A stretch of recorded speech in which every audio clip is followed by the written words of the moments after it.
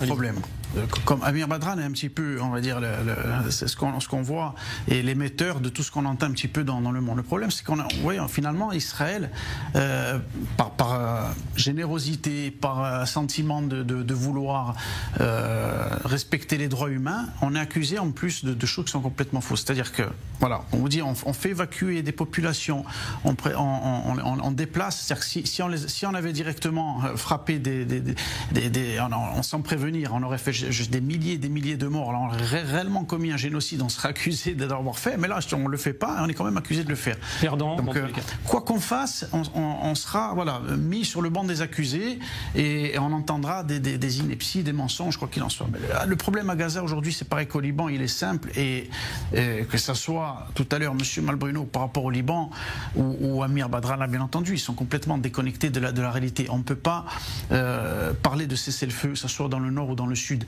On a suffisamment d'expérience de la réalité et non pas dans des concepts, dans des illusions. On a subi beaucoup trop en réalité, toutes les catastrophes qu'on a eues dans ce pays, c'est parce que justement, on s'est retiré de Gaza en 2005. Tout à l'heure, Georges Malbruno, il disait que justement, quand Tzal était à Gaza, on n'avait pas de problème quand Tzal était à Gaza, quand il y avait le Gush Katif. C'est justement quand on s'est retiré à partir de 2005 que le Hamas est devenu ce qu'il est devenu avec ça. Non, on n'en avait pas. Mais justement, c'était une erreur, c'était critiqué. Tout le monde le dit que c'est une erreur aujourd'hui, la gauche comme la droite.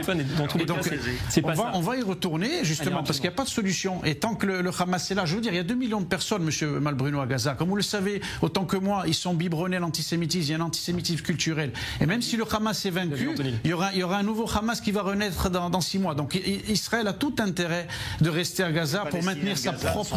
Alors attendez, on va. Oui.